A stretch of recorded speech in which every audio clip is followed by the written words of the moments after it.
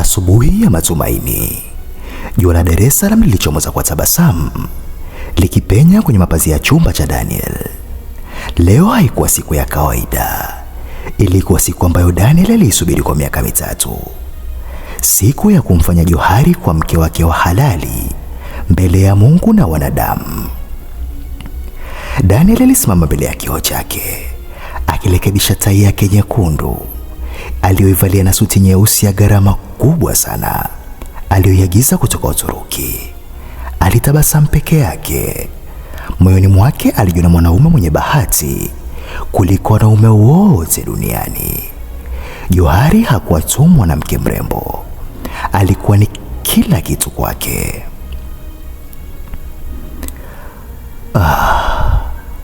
Leo nitakupa dunia mpenzi wangu, Daniel alinong'ona huku akichukua funguo za gari iliyoegeshwa kwa nje.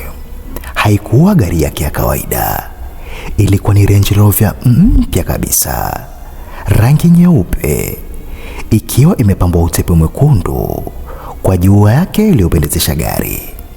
Hiyo ndio ilikuwa surprise aliyomwandalia Johari bwana. Alipanga kumfuata hotelini alikokuwa akiandaliwa, ambebe kwenye gari hiyo ya ndoto zake kabla ya kuelekea kanisani. Daniel alijua Johari angepiga kelele kwa furaha. Alijua Johari angelia machozi ya furaha, kwa sababu hiki ndio kitu alikuwa kikihitaji sana kwenye maisha yake. Aliingia ndani ya gari. Harufu ya ngozi mpya ilimkaribisha. Aliwasha injini na kwa mbwembwe zake aliondoa gari hilo kuelekea hotelini, akiwa na hakika kuwa hakuna kinachoweza kuharibu siku hii. Naam, hii ni story tamu sana na ya kusisimua sana, ambayo Daniel hakuamini siku ya furaha na siku ile kwa kingojea maishani mwake kote ingegeuka kuwa msiba mzito wa maumivu makali sana. Naomba tuendelee kusikiliza mpaka tutakapomaliza. Usisahau kusubscribe na kulike. Daniel alikuwa akiendesha gari kwa madaha, akisikiliza nyimbo laini za harusi. Baada ya dakika 10 za safari, aliamua kumpigia Johari simu ili amjulishe kuwa mfalme wake yuko njiani na zawadi nono. Aliweka simu kwenye Bluetooth ya gari na kupiga. Simu iliita mpaka ikakata bila ya kupokelewa. Labda anapambwa midomo, hawezi kuongea. Daniel alijipa moyo na kutabasamu. Alituma ujumbe mfupi: Malkia wangu, niko njiani. Kaa tayari kwa surprise itakayo kutoa machozi ya furaha. Nakupenda. Dakika 5 zilipita. Hakuna jibu. Blue ticks hazikuonekana. Daniel alipiga tena. Safari hii moyo uliacha kudunda kwa sekunde moja. Johari hakuwa na tabia ya kutokupokea simu zake, hasa siku muhimu kama hii. Hata kama yuko busy kiasi gani, angalau angetuma ujumbe mfupi. Simu iliita bila majibu. Wasiwasi mwembamba kama uzi wa buibui ulianguka kutoka ndani ya kifua cha Daniel. Aliongeza kasi ya gari kidogo. Hapana, kuna kitu hakiko sawa, aliwaza. Au simu yake imeishiwa chaji? Hapana, Johari ni mtu makini sana. Gari la Daniel lilikuwa likichanja mbuga. Barabara ya Bagamoyo Road, kasi yake ilikuwa imeongezeka kutoka 60 hadi 80. Hofu ilianza kuchukua nafasi ya furaha. Ghafla akiwa katika eneo la Mwenge, aliliona gari dogo aina ya Vitz likija uelekeo tofauti na wake. Ndani yake alimwona mwanamke alimfahamu sana. Alikuwa ni Suzi, mpambaji, yani makeup artist maarufu, ambaye walimlipa mamilioni ili kumremba Johari. Moyo wa Daniel ulilipuka tena. Suzi, Daniel alijiuliza kwa sauti. Mbona anarudi mjini wakati Johari bado yuko hotelini Tegeta?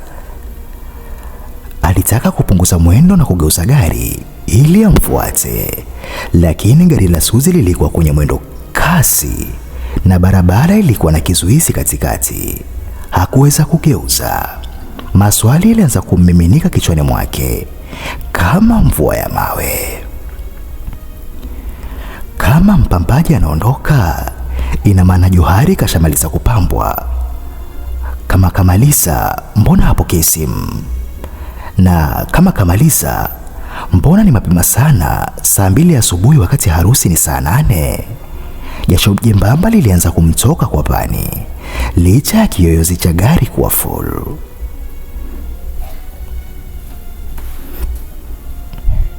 Ili kuondoa utata, Daniel aliamua kumpigia simu bridesmaid, msimamizi wa bibi harusi, rafiki kipenzi wa Johari. Huyu aliitwa Neema. Simu iliita mara moja na kupokelewa. Halo Daniel, bwana harusi mtarajiwa. Sauti ya Neema ilisikika kwa furaha, lakini kulikuwa na hali ya wasiwasi iliyojificha nyuma kicheko chake. Neema, mbona Johari hapokei simu? Daniel aliuliza moja kwa moja bila ya salamu. Na niko njiani, nimepishana na Suzi. Mpambaji anarudi mjini. Ina maana mmemaliza? Kulikuwa na ukimya wa sekunde 2 upande wa pili. Hapana Daniel. Neema alikuwa na kigugumizi cha ghafla. Suzi hajaondoka mazima. Ametoka kidogo kwenda kununua lashes nyingi na wanja. Aligundua alivyonavyo havimtoshi Johari, kwa hiyo anarudi sasa hivi.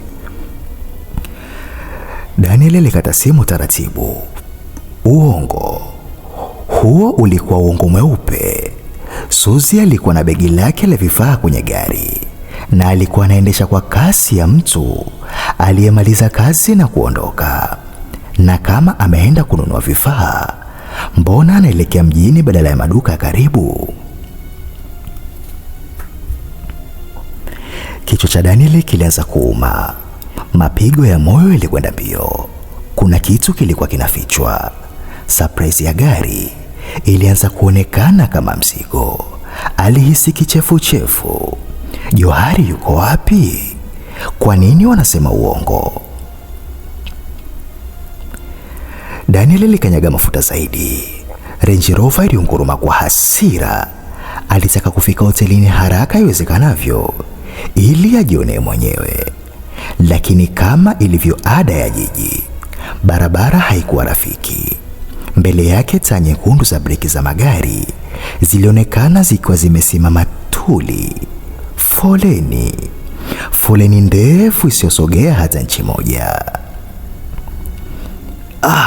Shit. Daniel aligonga usukani kwa nguvu.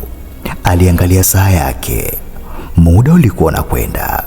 Alijaribu kupita pembeni, lakini kulikuwa kumeziba. Magari yalikuwa yameganda tu. Aliwaita wauza maji barabarani. Kuna nini huko mbele? Kaka, kuna ajali mbaya sana imetokea hapo mbele muda si mrefu. Barabara imefungwa kote. Machinga mmoja alimjibu huku akipita. Daniel alikaa kwenye gari kwa dakika 10. Hakuna kusogea. Simu ya Johari bado haipokelewi. Neema naye sasa hapanui simu. Wasiwasi uligeuka kuwa hofu. Hofu iligeuka kuwa maamuzi ya kichaa. Daniel alitazama suti yake, akatazama gari la kifahari, kisha akatazama barabara.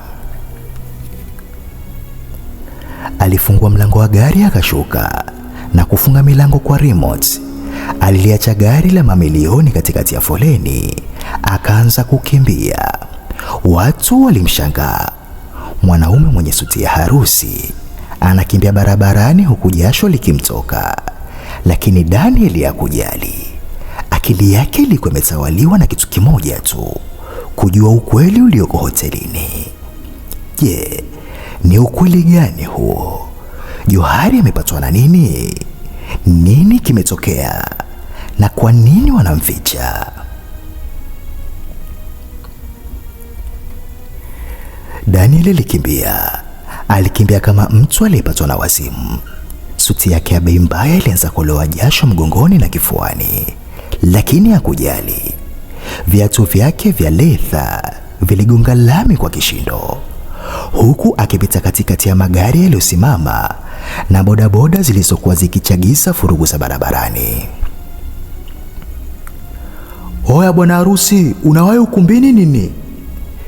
Dereva daradara alimsomea huku akicheka, akidhani ni moja ya vituko vya mjini. Huyu jamaa kachanganyikiwa nini? Kaacha ndinga kali pale katikati." Mpita njia mwingine alisikika akisema. Lakini Daniel hakuwa na muda wa kujibu. Mapafu yake yalikuwa akiwaka moto kwa kukosa pumzi. Lakini picha ya Johari kupokea simu na ule uongo wa Neema vilimpa nguvu ya ajabu. Kila hatua aliyopiga, wasiwasi ulimchoma kama sindano. Kwa nini Neema anidanganye? Kwa nini Suzi alikuwa narudi? Johari yupo salama kweli? Maswali haya yalimfanya aongeze kasi, akilipa kisogo gari lake la mamilioni bila hata ngozi kumtetemeka. Kwake yeye, Johari alikuwa na thamani kuliko chuma chochote duniani.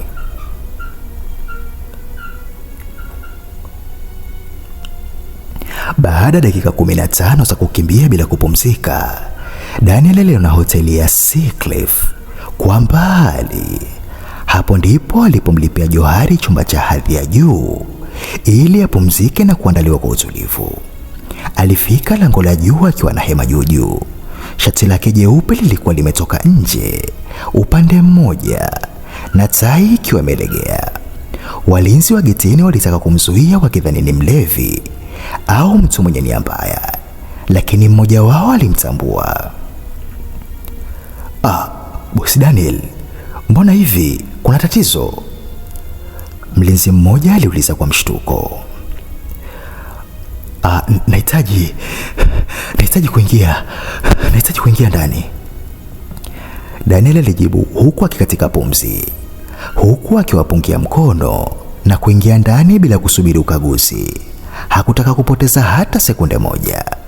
Alikimbia kuelekea kwenye ngazi badala ya kusubiri lifti, akipandisha ngazi mbili hadi ghorofa ya 3, namba ya chumba ikiwa imepigwa chapa kichwani mwake, room namba 306.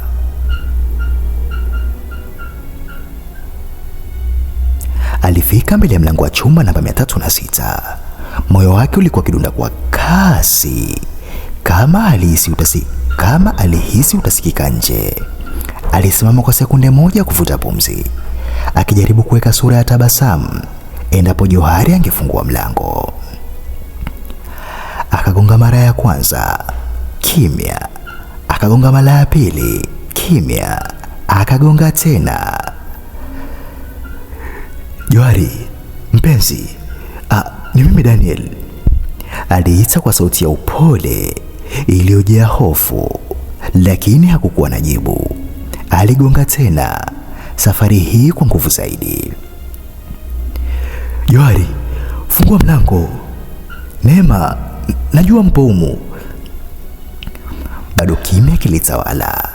Ukimya ule ulikuwa mzito kuliko kelele. Daniel alishika kitasa na kukitikisa kwa nguvu zote. Mlango ulikuwa umefungwa imara. Alisogeza sikio lake mlangoni, akitegemea kusikia sauti za vicheko, mashine za kukausha nywele au hata kunong'ona, lakini kulikuwa kimya kama kaburini.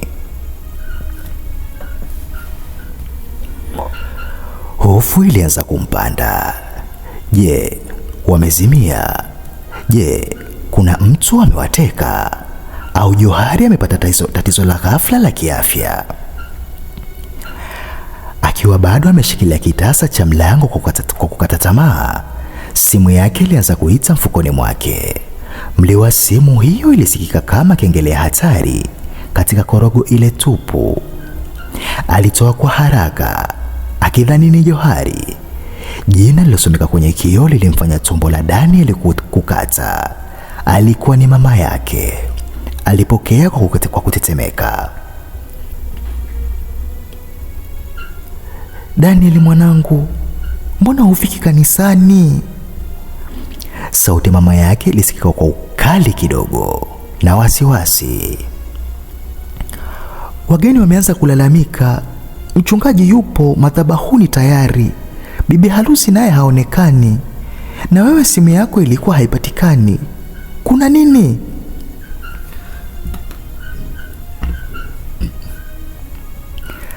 Daniel alihisi kizunguzungu. Picha ya kanisa lililopambwa, wageni waliooga na kupendeza, na mama yake anayesubiri kwa hamu ilimjia. Mama, kuna..." Daniel alishindwa kusema ukweli. Sauti yake likauka. "Daniel, ongea.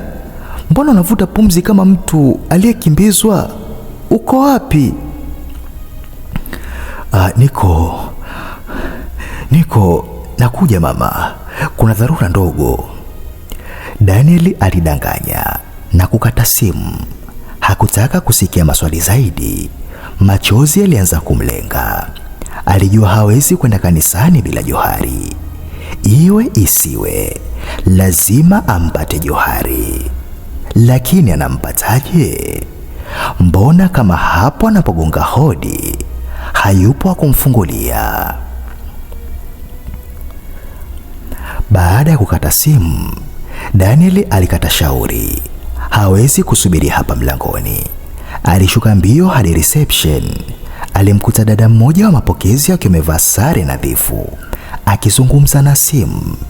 Daniel alifika na kugonga meza kwa nguvu, akimfanya yule dada ashtuke na kukata simu. "Samahani kaka, naweza kukusaidia?" Dada yule aliuliza, akimtazama Daniel kwa mshangao kutokana na muonekano wake wa jasho na suti iliyovurugika. "Chumba namba 306. Daniel alifoka. "Nahitaji funguo ya chumba namba 306 sasa hivi. Mchumba wangu yupo humo na hafungui mlango. Nahisi anaumwa." Dada mapokezi alimtazama Daniel kwa utulivu, kisha akaangalia kwenye kompyuta yake.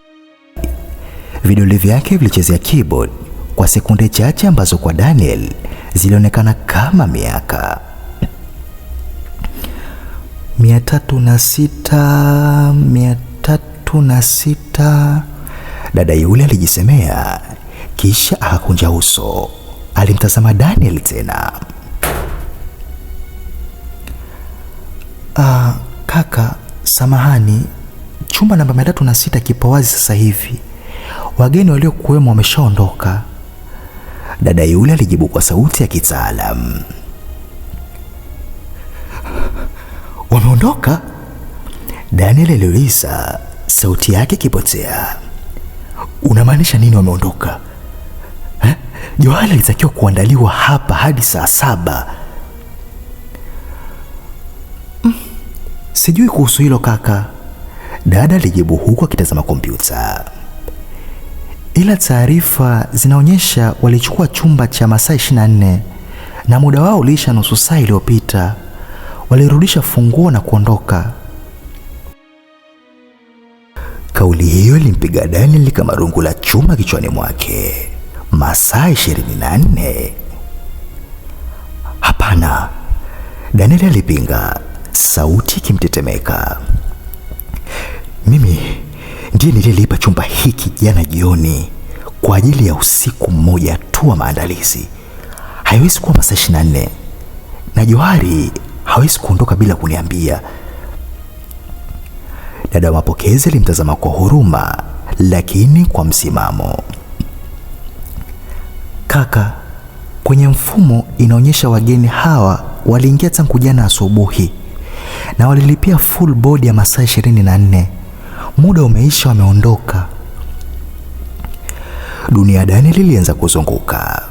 Jana asubuhi Johari aliingia hapa jana asubuhi, lakini jana mchana walikuwa wote nyumbani wakipanga harusi.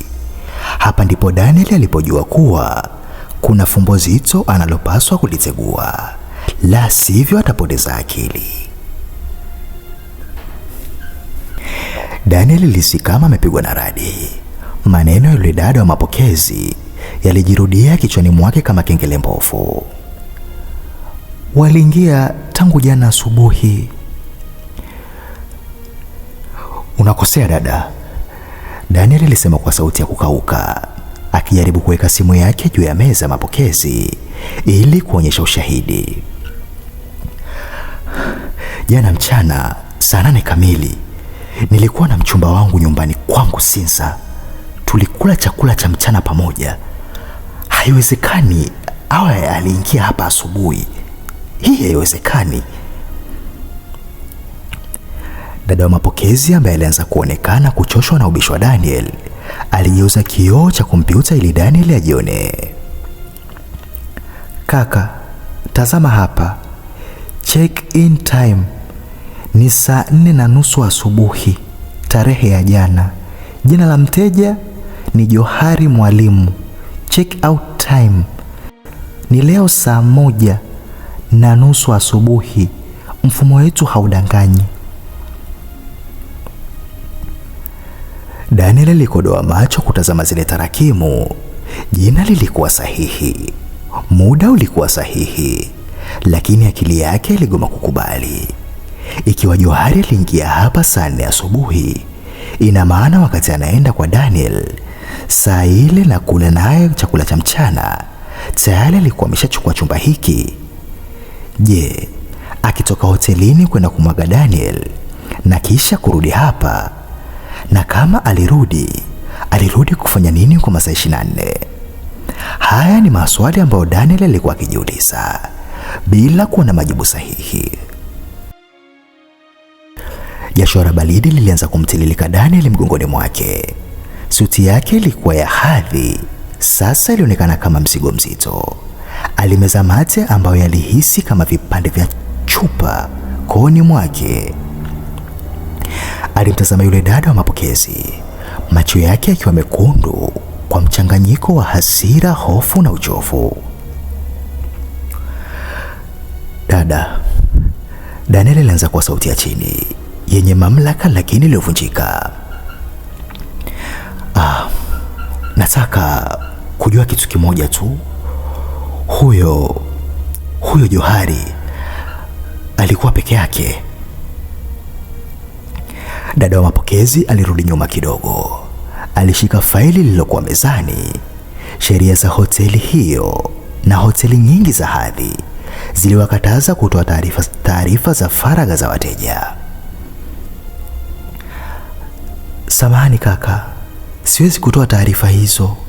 Hiyo ni privacy ya mteja wetu. Sisi tunajali usalama na siri za wageni wetu.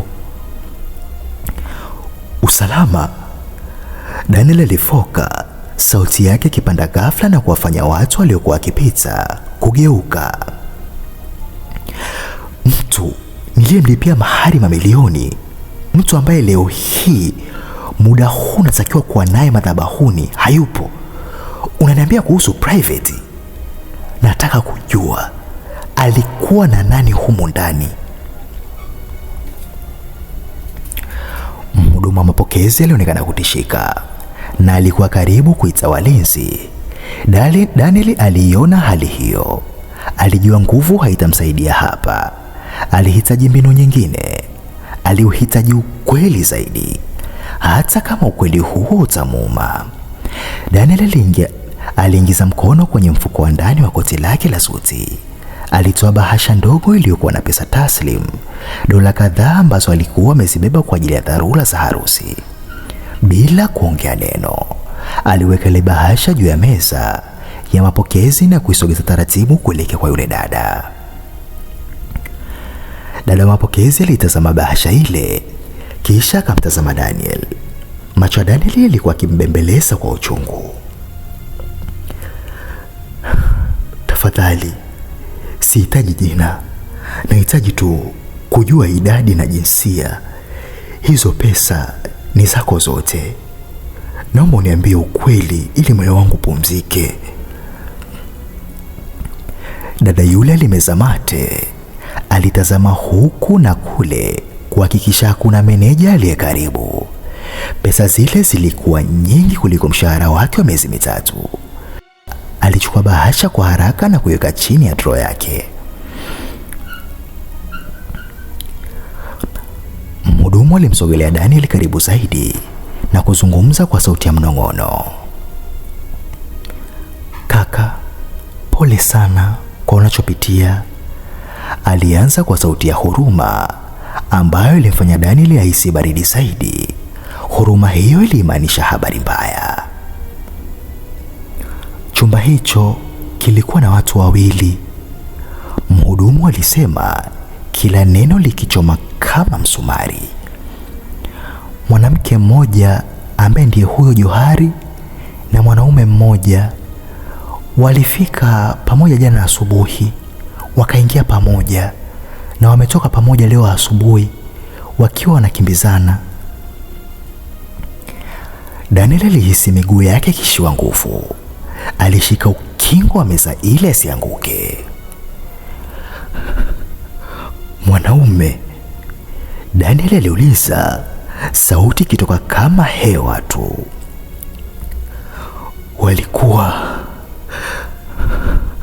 Walikuwa wapenzi. Mhudumu alitikisa kichwa kwa masikitiko. Kaka, walikuwa wameshikana mikono na kukumbatiana walipoingia. Na hata asubuhi walipotoka, mwanaume alikuwa amembebea mkoba wa yule mwanamke. Walionekana kama kapo yenye furaha, japo walikuwa na haraka. Dunia ya Daniel ilisimama.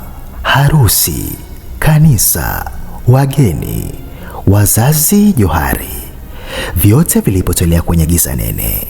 Kilichobaki ni picha moja tu kichwani mwake. Johari akiwa na mwanaume mwingine kitandani, masaa machache kabla ya harusi yao. Moyo wake ulimpasuka, si kwa msumeno, bali alihisi maumivu halisi kifuani mwake. Daniel alijikuta akiegemea ukuta wa mapokezi, akishindwa kuzuia machozi. Wanaume hawali, walisema, lakini hakuna mwanaume aliyewahi kukutana na maumivu haya na kubaki imara. Hapo ndipo akili yake ilipomsaliti. Badala ya kumfariji, ilimrudisha nyuma. Ilimrudisha masaa 24 yaliyopita. Alitaka kumwonyesha wapi alipokosea. Ilitaka kumwonyesha jinsi alivyokuwa kipofu. Giza lilitanda machoni pake na picha sebuleni kwake ikaanza kuonekana. Hii ilikuwa ni siku ya jana, saa 8 ya mchana.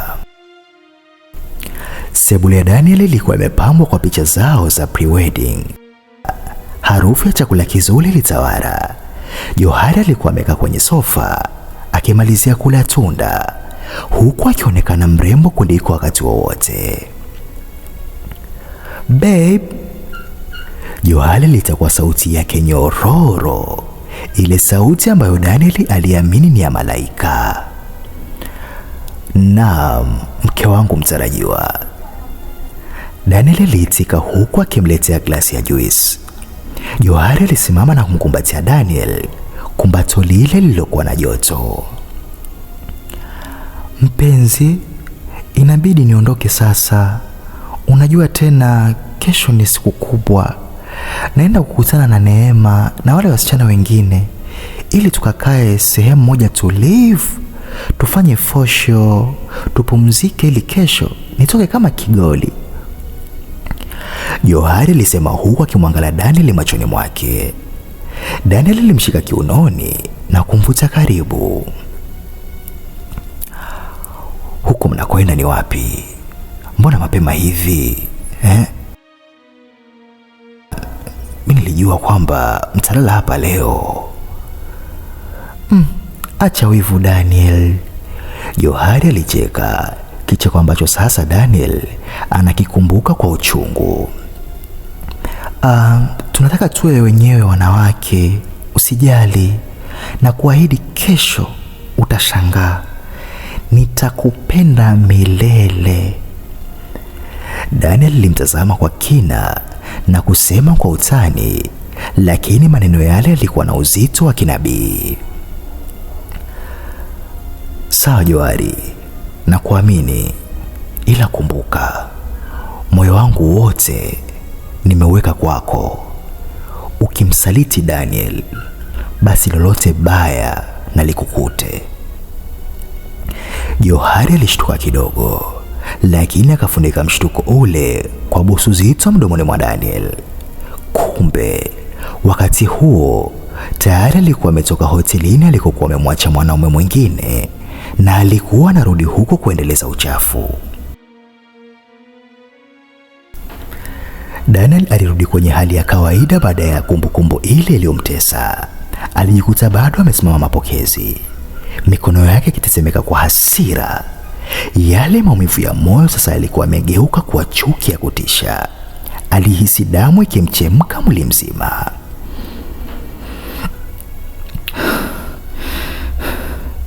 Nipe jina la huyo mwanaume, Daniel aliamuru. Safari hii sauti yake ikiwa haina ombi wala huruma, bali mamlaka ya mtu anaweza kufanya lolote. Kaka, tafadhali. Mhudumu alianza kubabaika. Nimesema nipe jina.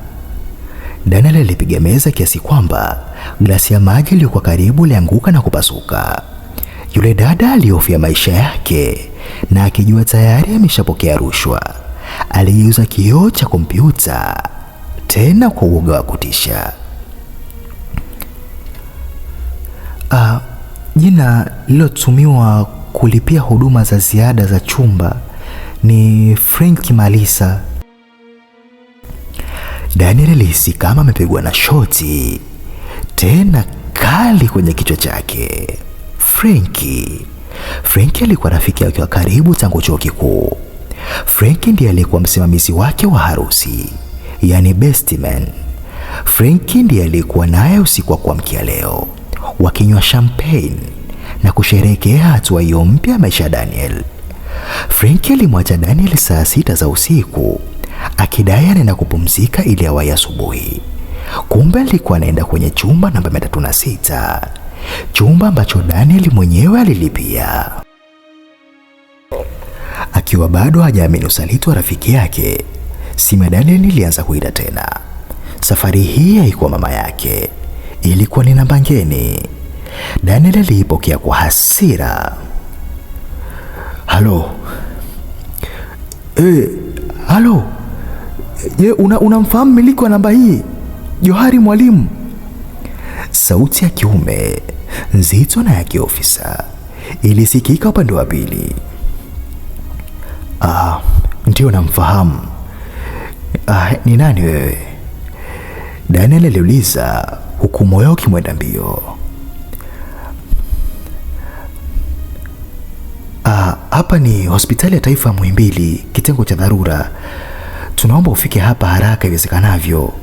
Gari aina ya Toyota Harrier, namba za usajili T445 DXP, limepata ajali mbaya sana eneo la Salenda Bridge. Kulikuwa na watu wawili ndani, mwanaume na mwanamke. Daniel alihisi dunia inamsogea. T445 DXP ilikuwa ni gari la Franki. Wapo hai? Daniel aliuliza, sauti ikiwa ndogo kama ya mtoto. Mwanaume amefariki hapo. Sauti ile ilijibu bila hisia. Ila mwanamke yupo katika hali mbaya sana. Yupo chumba cha upasuaji sasa hivi. Tumepata namba yako kwenye simu ya mwanamke kama mume wangu. Daniel hakujua alitokaje hoteli ya Seacliff. Hakujua alipata wapi nguvu ya kukimbia tena kuelekea barabarani. Alisimamisha taksi na kutoa amri ya mwendo kasi kuelekea Muhimbili. Ndani ya taksi Daniel alikaa kama sanamu. Hakulia. Machozi yalikuwa yamekauka, yakibadilishwa na ganzi. Akili yake ilikuwa ikipigana vita.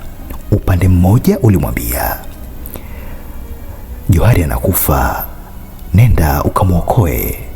Na upande mwingine ukasema,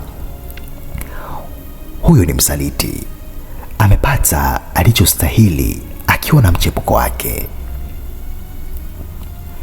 Alifikiria kuhusu kanisani. Alifikiria kuhusu mamia ya wageni waliojaa wakisubiri harusi ambayo haitakuja kutokea. Alifikiria kuhusu wazazi wake watakavyoumia. Lakini zaidi ya yote, alifikiria kuhusu ile picha ya Frenki na Johari wakishikana mikono hotelini. Hospitali ya Muhimbili ilikuwa na vurugu za kawaida. Daniel alikimbia hadi kitengo cha dharura. Harufu ya dawa za hospitali na damu ilimkaribisha. Natafuta majeruhi wa ajali ya Salenda Bridge, Daniel aliwaambia wauguzi. Mpandakazi mmoja alimwonyesha korido ya upande wa kulia. Nenda pale, daktari anayehusika anaitwa Dr. Mvungi. Daniel alimkuta Dr. Mvungi akiwa anavua gloves zenye damu.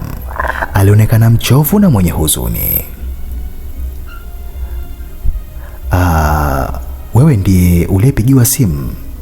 Dr. Mvungi aliuliza. Ndio, mimi ni Daniel. Johari yuko wapi? Daktari alishusha pumzi ndefu na kumtazama Daniel kwa namna ambayo ilimpa jibu kabla hata hajasema. Tumefanya kila tuwezalo kumwokoa. Alikuwa na majeraha makubwa kichwani na mbavu zote zilikuwa zimevunjika na kuchoma mapafu. Samahani kaka, tumempoteza. Daniel aliegemea ukuta wa hospitali na kuteleza hadi chini. Tumempoteza. Neno hilo lilijirudia. Harusi yake imekufa. Mke wake amekufa. Rafiki yake amekufa. Maisha yake yamevunjika vipande vipande ndani ya saa 4 tu. Kuna kitu kingine, Dr. Mvungi alisema, akimkabidhi Daniel mkoba mdogo wa mkononi uliokuwa na damu kidogo. Huu ulikuwa wa marehemu kabla hajakata roho. Alikuwa anataja jina lako na kujaribu kufungua mkoba huu. Labda kuna kitu alitaka ukione. Daniel alichukua ule mkoba kwa mikono inayotetemeka. Aliufungua. Ndani kulikuwa na simu ya Johari na bahasha nyeupe. Alifungua ile bahasha. Ndani kulikuwa na karatasi ya vipimo vya maabara. Daniel alisoma kile kilichoandikwa kwa herufi kubwa. Results positive. Wiki 6. Johari alikuwa na mimba ya wiki 6. Lakini chini ya vile vipimo kulikuwa na barua fupi iliyoandikwa kwa mkono wa Johari ikiwa na tarehe ya jana. Frenki, nimechoka kuishi maisha ya siri. Hii mimba ni yako na siwezi kuolewa na Daniel huku nikijua ukweli huu. Kesho kabla ya harusi nitamwambia kila kitu. Tukutane hotelini tuseme kwa mara ya mwisho nini cha kufanya. Siwezi kumdanganya Daniel tena. Ana moyo mzuri sana. Daniel aliacha ile barua yanguke sakafuni. Alijua ukweli sasa. Johari hakuwa anatoroka. Alikuwa anatafuta ujasiri wa kusema ukweli. Lakini mauti umemuai akiwa na mwanaume alimsaliti naye. Daniel alicheka. Alicheka kwa sauti kubwa katikati ya korido za hospitali. Watu walimshangaa wakidhani amechanganyikiwa kwa msiba.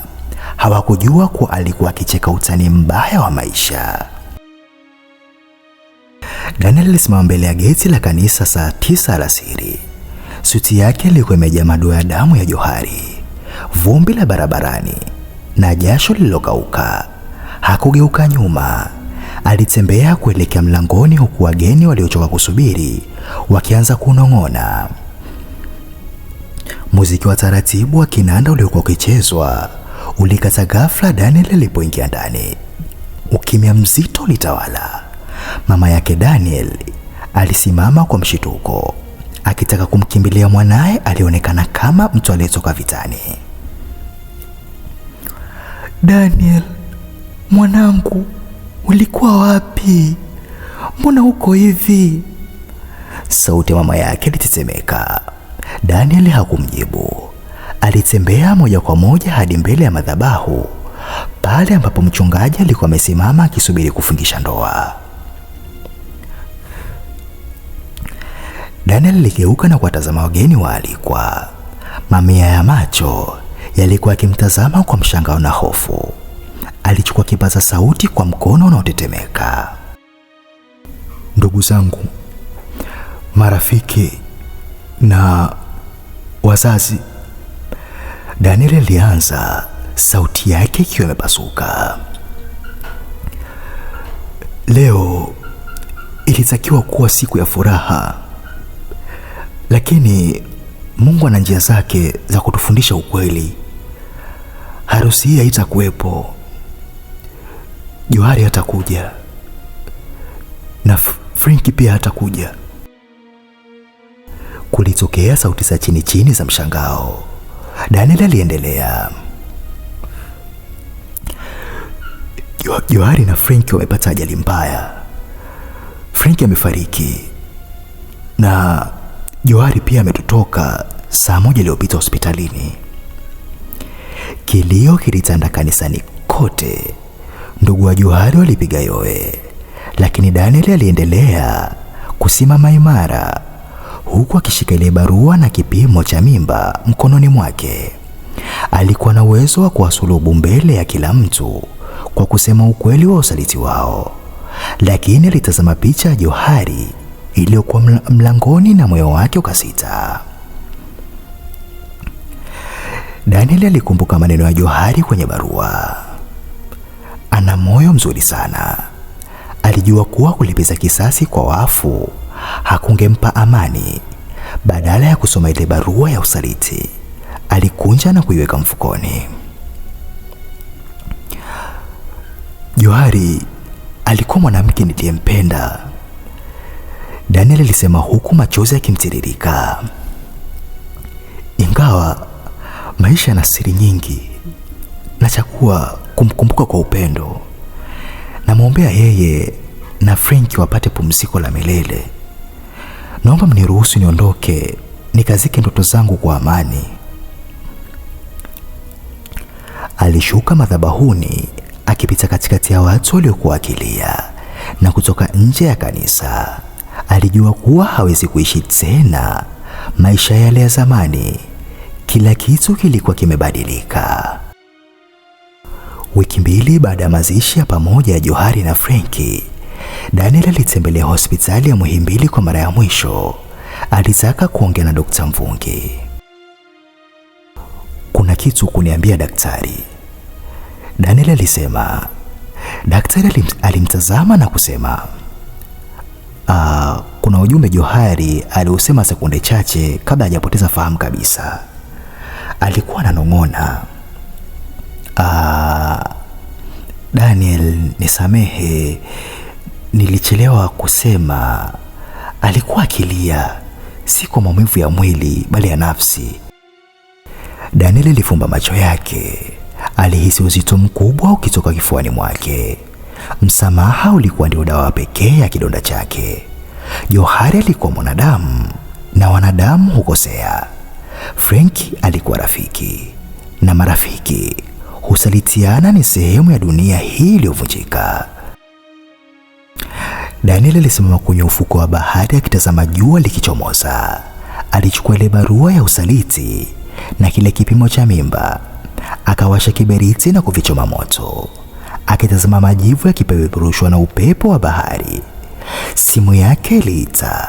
Alikuwa ni mama yake akimfariji. Nitakuwa sawa mama. Daniel alijibu kwa sauti ya utulivu. Siku ya harusi ilikuwa kuwa siku ya kifo, lakini leo ni siku ya kwanza upya. Aligeuka na kuanza kutembea kuelekea kwenye gari lake jipya, lile gari la surprise ambalo sasa lilikuwa ni ukumbusho wa safari yake ya maumivu na ushindi wa nafsi. Daniel hakujua nini kiko mbele yake, lakini alijua kitu kimoja. Moyo ulioweza kusamehe usaliti mkubwa kama ule ulikuwa na uwezo wa kupenda tena siku moja. Na huo ndio ulikuwa mwisho wa simulizi yetu hii fupi ya mapenzi yenye kusisimua, na imani umeenjoy na umependa. Okay.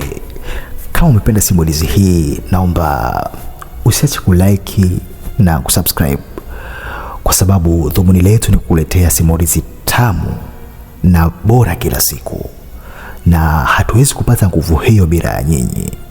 Kwa hiyo unapo subscribe, hii inakupa nafasi wakati mwingine uweze kupata simulizi kwa urahisi bila kuchelewa. Asante na tunawapenda sana.